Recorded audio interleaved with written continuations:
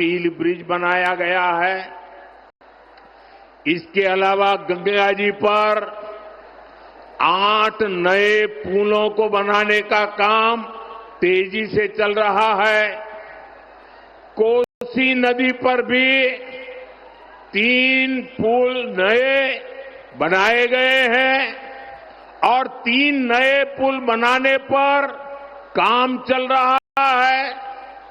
हमारी सरकार ने बिहार के लिए 7 एक्सप्रेसवे मंजूर किए हैं, जिनमें से एक का काम तो पूरा भी हो गया है। साथियों, यहां सीमांचल में भी आधुनिक इंफ्रास्ट्रक्चर का निर्माण किया जा रहा है। फारबिसगंज और दरभंगा के बीच रेल कनेक्टिविटी के लिए 90 साल इंतजार करना पड़ा। 90 साल 3 पीढ़ी को इंतजार करना पड़ा। अब कई सालों बाद फारबिसगंज और सहरसा भी आपस में कनेक्ट हो गए हैं। गोरखपुर सिलीगुड़ी एक्सप्रेसवे से तो इस क्षेत्र की तस्वीर बदलने वाली है। ये सारा उदाहरण बताते हैं कि बिहार का विकास अगर कोई कर सकता है तो एनडीए कर सकता है। भाजपा के साथ पूरी एनडीए की टीम मिलकर के कर सकती है। साथियों, और इसलिए हमें अपने नौजवानों को, अपनी बेटियों को, अपने नागरिकों को बेहतर जीवन देना है। इसलिए एनडीए सरकार हर गरीब को पक्का घर दे रही है, हर जरूरतमंद को मुफ्त अनाज, मुफ्त इलाज दे रही है, नल दे रही है, नल से जल दे रही है। मुद्रा योजना के तहत आप यहां जगह कम है, प्लीज आप लोग वहीं रुकिए, यहां जगह कम है। साथियों, आप वहीं रुकिए, आगे मत आइए। मैं आपका उत्साह देख रहा हूं, आपका जोश देख रहा हूं, आपका ये प्यार मेरे सर आंखों पर, आपका ये प्यार मेरे सर आंखों पर। साथियों, मुद्रा योजना के तहत स्वरोजगार के लिए बिना बैंक गारंटी युवाओं को मदद दी जा रही है। बिहार के हमारे नौजवानों को मुद्रा लोन के करीब 3 लाख करोड़ रुपए मिले हैं। लेकिन साथियों, हमारे इन प्रयासों के सामने एक बहुत बड़ी चुनौती खड़ी है, और वो चुनौती है घुसपैठियों की।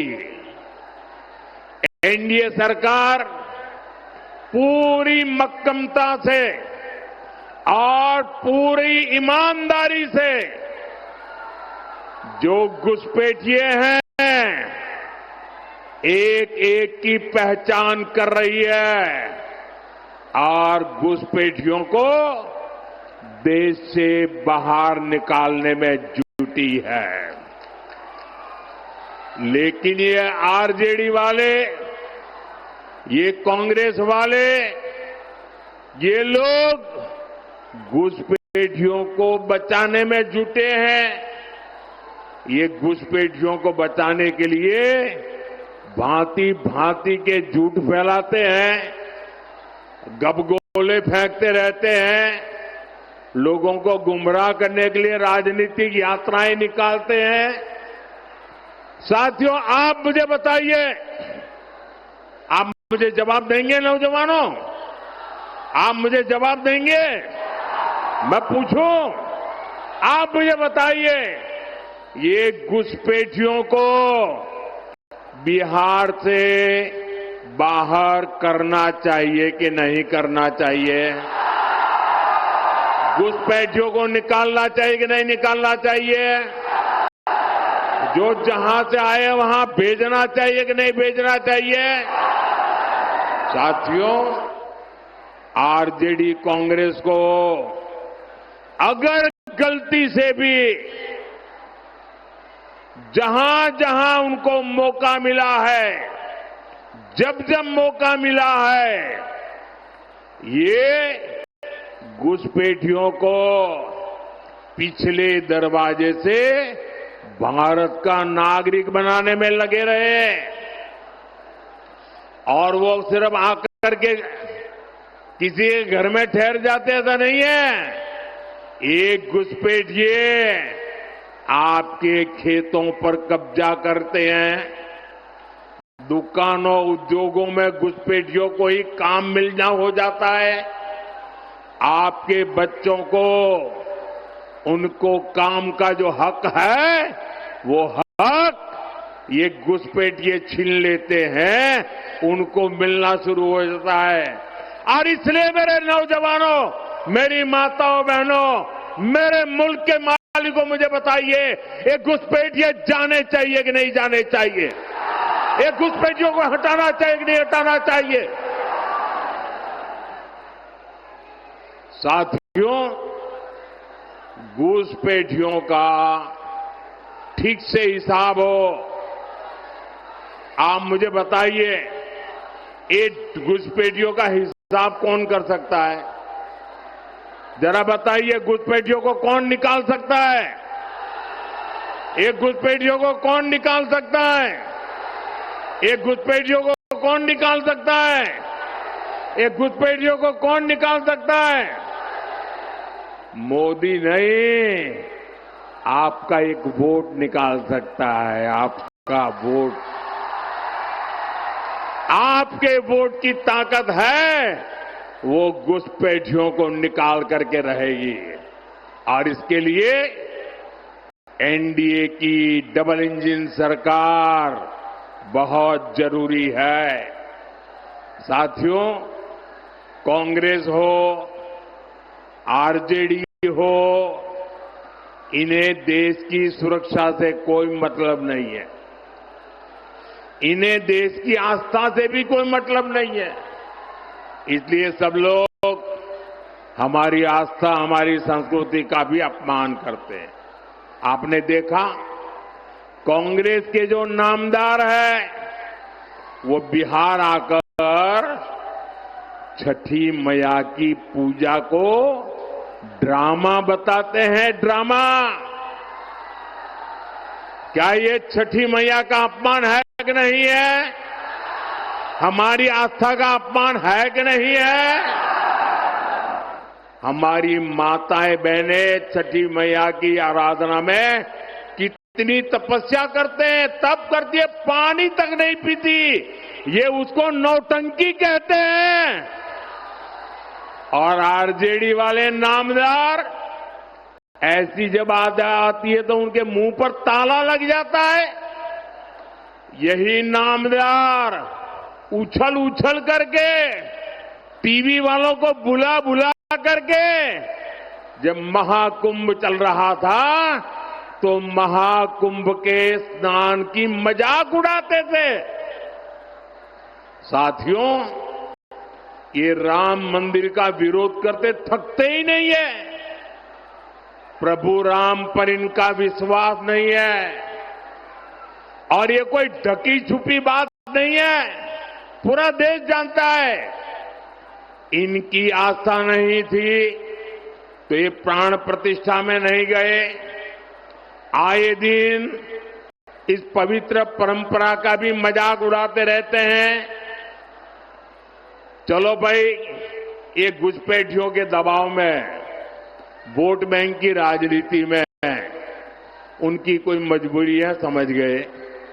प्रभु राम से उनकी नफरत होगी, हो सकता है।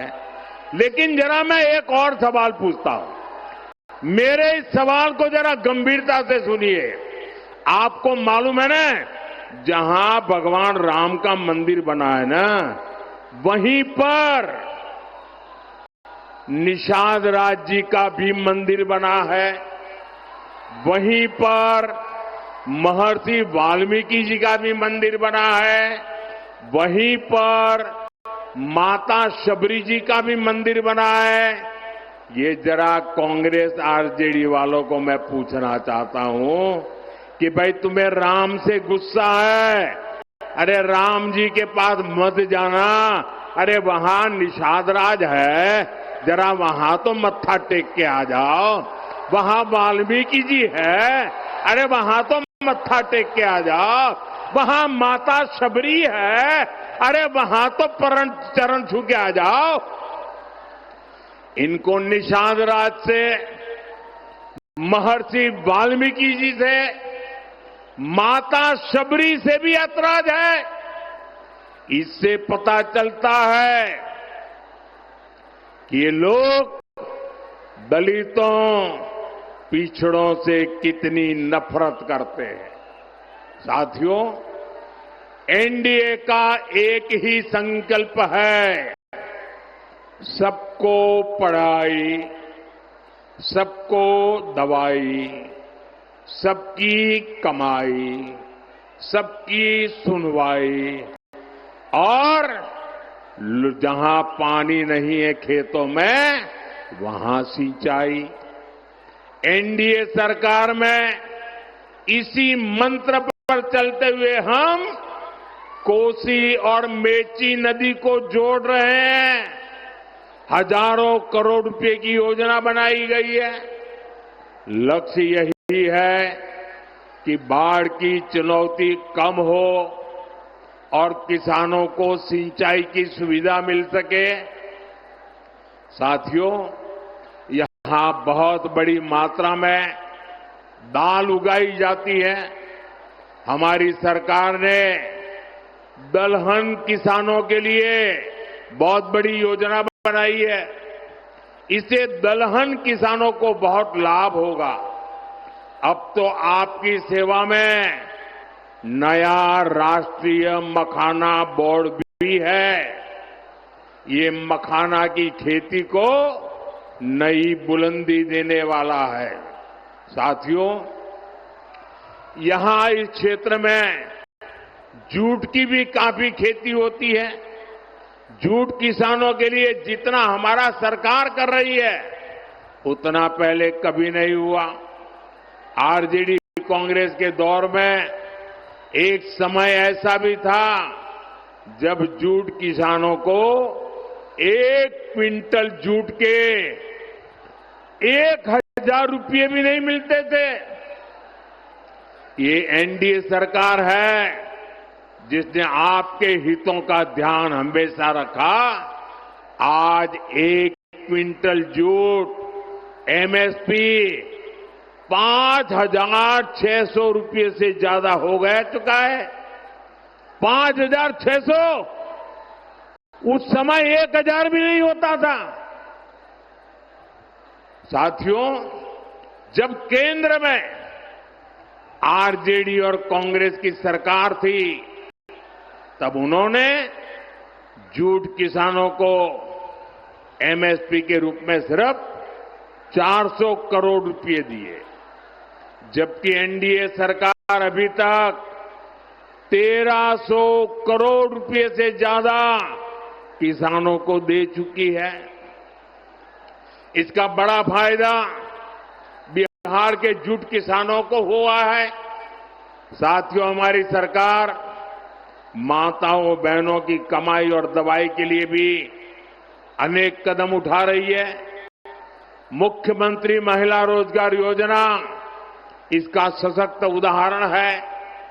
इसके तहत बिहार की 1,40,00,000 बहनों के खाते में 10-10 हजार रुपये पहुंच चुके हैं। माताएं बहनें जरा ताली बजा करके मुझे बताइए, ये अच्छा हुआ है कि नहीं हुआ है? आपको ताकत मिली है कि नहीं मिली है? और हमने वादा किया है जो भी इस पर से कोई काम धंधा शुरू करेंगे उनको आगे सरकार बनने के बाद फिर से पैसा मिलने वाला है। करेंगे ना? हमें बिहार को आगे बढ़ाना है, करेंगे ना? बिहार एनडीए ने फिर से सरकार बनने के बाद इस योजना का दायरा बढ़ाने की घोषणा की है। साथियों, मुझे परसों ही बिहार की बहनों से फोन कॉल पर बातचीत करने का अवसर मिला था और मुझे बताया गया लाखों बहनें मेरे साथ उस समय जुड़ी थी और घंटे भर में बात करता रहा। और जो मैंने उनको सुना, एक एक बहन जो बता रही थी, मुझे विश्वास हो गया है कि ये हमारी माताएं बहनें, ये हमारी माताएं बहनें समृद्ध बिहार बनाने का संकल्प ले चुकी है और इसलिए वो जंगल राज की वापसी भी कभी भी वापसी नहीं होने देंगे। अब मेरा विश्वास और पक्का हो गया है। आज बिहार को जंगल राज से बचाने के लिए अगर सबसे बड़ा कोई किला है, सबसे बड़ी दीवार है, सबसे बड़े संरक्षक है, तो ये मेरी माताएं बहनें हैं। ये मेरी माताओं बहनों की ताकत है, ये मेरी माताओं बहनों की जागरूकता है। साथियों, कुछ दिनों पहले मैंने कांग्रेस और आरजेडी में जो झगड़े हो रहे हैं ना, एक दूसरे की टांग खींचने का जो काम चल रहा है, उसकी पोल खोल दी थी। ये पोल खुलने के बाद कांग्रेस आरजेडी के बीच झगड़ा और भी बढ़ गया है। अभी हमने देखा कांग्रेस ने तो अब उप मुख्यमंत्री पद के उम्मीदवार को ही आरजेडी के खिलाफ मोर्चा